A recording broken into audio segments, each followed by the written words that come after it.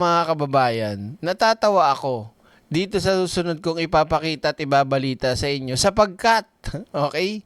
Sapagkat sa history ng ating bansa, ng Pilipinas, ang mga may katungkulan o mga politiko sa ating gobyerno na nadadawit at nakukumpirmang guilty o nagkaroon ng kaso ay iisa talaga ang kanilang sandata. Ano ang sandata? Ang walang kamatayang wheelchair. Subscribe na agad sa channel na laging may aral.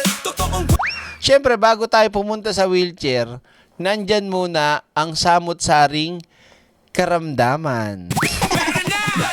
Subscribe na agad sa channel na laging may aral. At syempre, hindi mawawala kapag may samut-saring karamdaman, may wheelchair, may neck brace.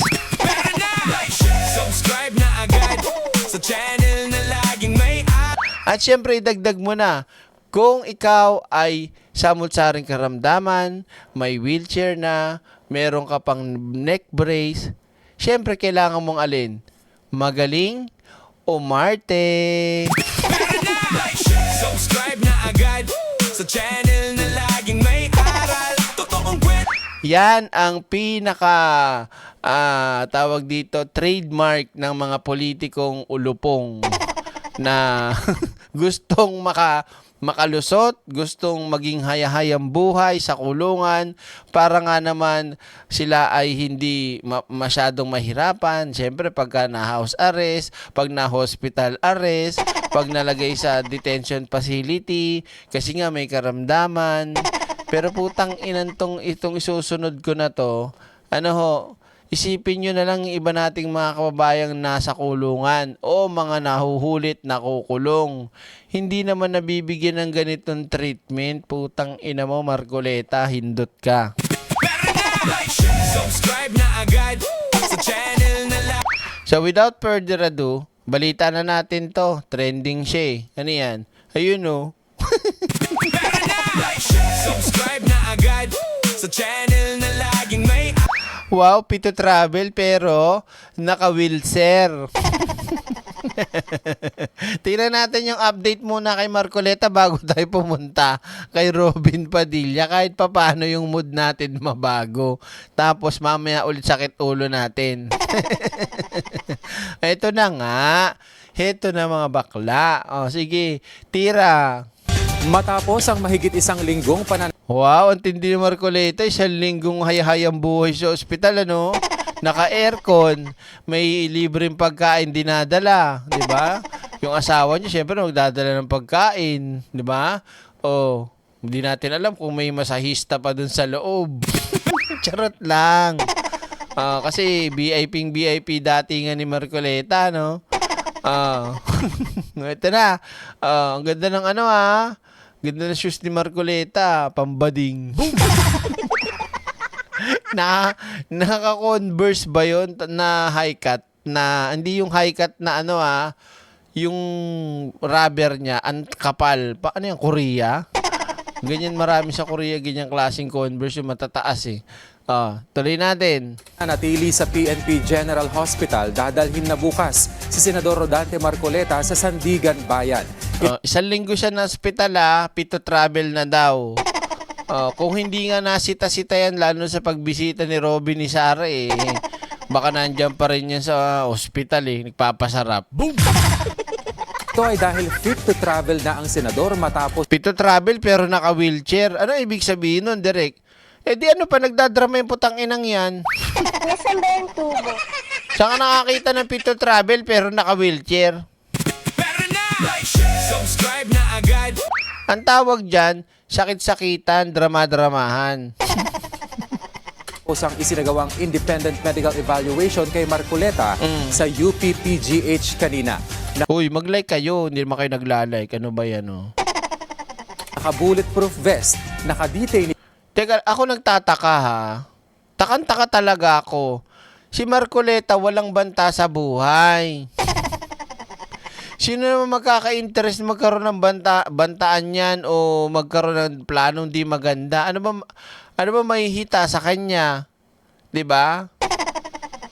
Oh, wala naman siyang bilang eh, wala naman siyang halaga. Ano ba kayo? Sinusuotan dapat alam nyo, PNP, pag kayo magpapasuot ng vest sa mga detainee, dapat ang nakalagay detainee, hindi pulis. Hindi naman pulis si Marcoleta eh. Vest ng pulis ang pinasuot nyo eh. Mali yan. Hindi yan pwede. Hanggat maaari nga nakalagay dapat dito, bilanggo. Subscribe na agad. Bilanggo.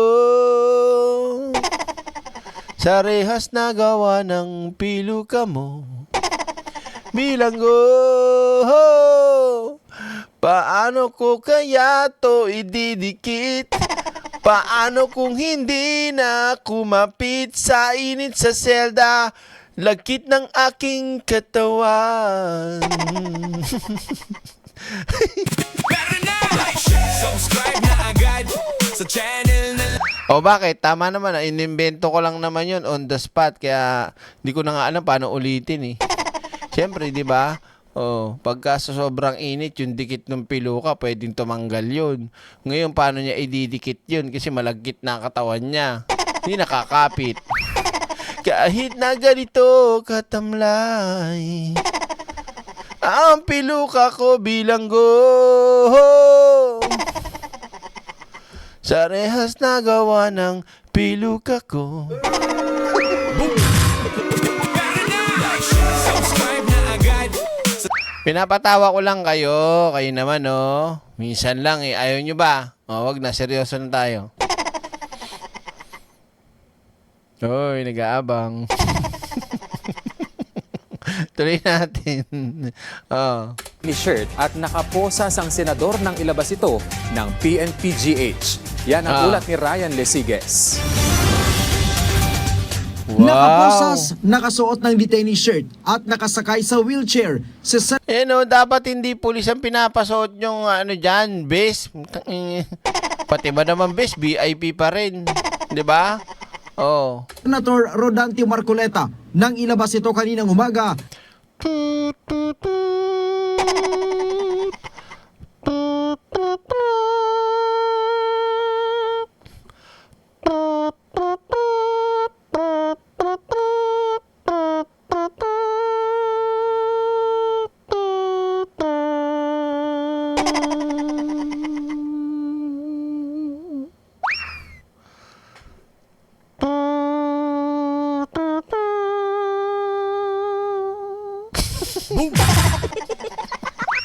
Parang iba yung tunog nun, direk.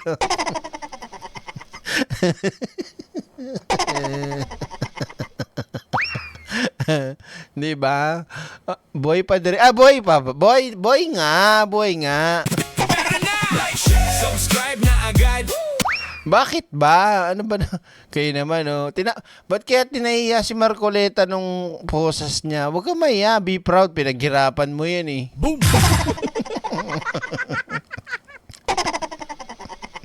Hindi. Ano daw? Parang ililibing. Bakit ano ba yung tinutugtog ko? Pang ano ba yun? Hindi ba? Lizzy Pebbles. Pang ano ba yun? Kasi ulitin ko ha. Tinan mo. Ay sa wheelchair si Senator Rodante Marcoleta nang ilabas ito kaninang umaga mula sa kanyang Oh. Pang ano ba yung tunog na yun? si Senator Rodante Marcoleta nang ilabas ito kaninang umaga. Ayun, oh.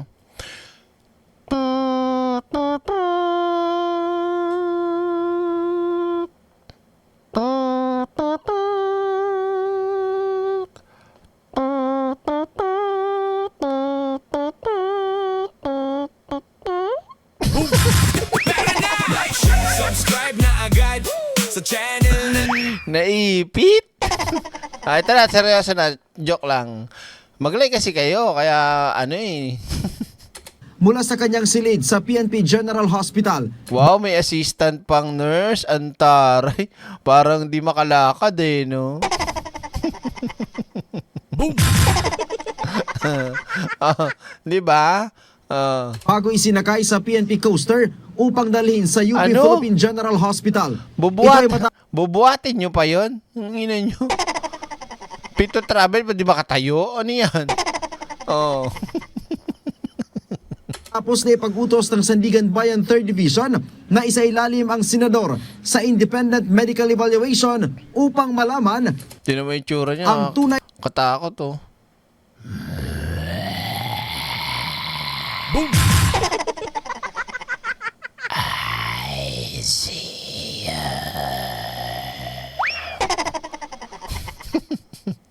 Drake, may infirmary naman sa kulungan. Kung pagpapainom lang ng antibiotic, pwede siya doon. PGH ay dapat priority dyan, mga mahihirap. Nako. na kondisyon nito. I choose to believe that it's not, rather than doubting yung evaluation po ng ating mga doctors dito, ay ginawa po ito ng Sandigan Bayan para po ma-erase na nga any doubts from the public. Yung doubts at yung agam-agam ng ating publiko. So, nagkakaroon na ng question siguro dahil nga sa evaluation ng ating mga doktor. So this will definitely show kung ano po talaga ang status ni Senator Marcoleta. Bilang bahagi ng kanyang seguridad, nakasuot din ang bulletproof vest si Marcoleta. Ayon kay Acting Chief Public Samantalang yung ibang mga preso o ibang mga nakulong o nahuli, kapag ganyan itatransfer, kung ano yung suot nilang PDL na shirt, yun lang yun. Di na pinagbebes pa. Minsan nga, wala nang tsinelas eh. Sakay! Si Marcoleta, oh, sarap ng buhay, oh. Tinan mo. Tinan mo, ah. Yung mga ganyan, oh. Tapos umaandar. nakasuot Umaandar, di ba? Back when I was a child and I was an enemy in this. My father leave me high, yeah. Di ba? Parang may tinutulak na ewan eh. O kaya naman, ang maganda dyan, ano, tawag dito? Kung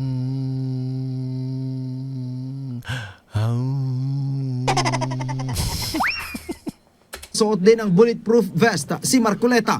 Ayon kay Acting Chief Public Information Office Police Colonel Allen Rayco, proteksyon ng vest sa anumang posibleng pangyayari habang binibiyahe ang senador. Siguro obvious naman po yung vest. Protection po sa kanya yan. protection para saan? May banta ba buhay niyan? Ang alam ko nagbabanta si Sarah. Di ba? Oh. Any eventuality. We plan for any eventuality. Lahat po ng contingency ay pinagpaplanuhan natin. So, tumigil kayo. Basag kayo sa akin, PNP. Ina nyo. Yung iba, di nyo maganyan. Walang ganyan treatment yung ibang mga PDL. Pag kay Marcoleta, oh, kulang na lang eh. Di ba? Gawin yung santo eh. Oh. Ano yan? Bagay diyang kanta, My Wave. Bago yan ah. Anong kanta yung My Wave? Sino kumanta niyang My Wave na yan? Jolly Gabilino. Paki-ano nga, paki-explain nga. Ituloy natin. Of course, personal protection po ng ating senador. Inatasan naman ng Sandigan Bayan si Dr. Gerardo Ligaspi, ang direktor ng UPPGH, na magsumite ng report sa kanila sa July 15. Muli namang iginiit ang Sabi nito ni Mataka, ay hindi, ni Logica. Okay lang yan para walang masabi. Yun ang problema natin. 'Di ba? Oh, pag tayo may masasabi, okay na lang yan. Pero pag sila, 'di ba? Oh. Parang wag ganun, dapat parehas. Oh. My way direct typo lang. Ay, hindi pwede yan typo. Your Honor, in this juncture and this exhibit of Annex BZ X344, cross-examiner from the XY to the left of the partner of the X2C2 lemonade. That this presentation of this document is typo error.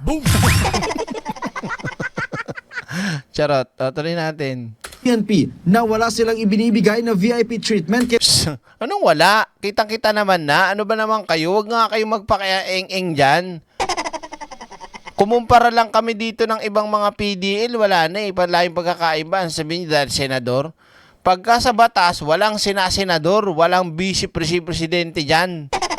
'Di ba? Kung ano yung dapat gawin sa mga akusado, 'di ba? Mga kriminal, mga pare-parehas lang dapat 'yan. Oh. Kakalokan to. Ano daw? Oh my wig. Pwede rin. And now the end is near. And so I pace the final brushing. And tonight my wig is clear. I stated clear without shampooing. Char. Tuloy natin. Oh. kay Marcoleta sa gitna ng pananatili nito sa kanilang kustodiya ng mahigit 1 linggo. Naisip ko tuloy sa kulungan pagka si Marcoleta nila dinala talaga sa kulungan ko sa mainit. Pagka hindi nakapagtiyaga yun, syempre kailangan mong pamaypay. Ang init pare. Nasaan ba yung tubo? Hoy, tatawagin siya ni Mayor. Tawagin niyo yung senador. Gusto ko kwentuhan. Mayor, ano po yun? Ano ba balit sa labas? Mga po, kaya nang alam niyo, Mayor, ang init ngayon eh, no? Binunod yung bilo. Tsaka ginan, ano? Pakainit ngayon, Mayor. Try natin. He was specifically committed not to a jail yet, but sa CIDG.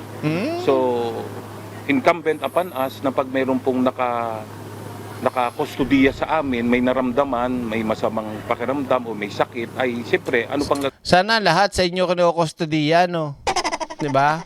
Kasi ako, hindi ko kinakampihan yung mga hindi sa pinagtatanggol natin. Kumbaga, nakikita kasi natin eh. Sinabi ni Sir, pag sa kanila daw na kustudiya, 'di ba? Ganun daw. Paano naman po yung iba na mga hindi sa inyo na kustudiya? Kawawa naman. Sa inyo pwede, sa iba hindi. O, treatment na kaagad nakakaiba yan. Nagpatas lang kayo. gagawin natin, kundi dadalhin natin sa ospital. Wow, sana all dinadala sa ospital. Asawa mo nga, no, nanganak ka, hindi ka dinala eh. Boom! Jowa mo nga, nung hindi ka dinala eh. Di ba? And yung rooms naman dito, wala namang, if I remember correctly, ay wala naman dito yung mga VIP rooms na talaga. Yung Ano ba ang kasing gusto niyo yung VIP rooms may babae? Boom! Sir naman. Sabi nga ni Rapi Tulpo, Sir, wag naman, sir, ma'am, wag naman, sir. Anong VIP? Ano bang iniisip mo na iniisip namin na VIP? Ang sinasabi namin, yung treatment, hindi VIP na may kwarto. Tapos may sumasayaw. Tapos VIP, tapos may mga alak-alak, tapos may kung ano-ano pa doon, pwedeng magtanggal ng piloka. Boom!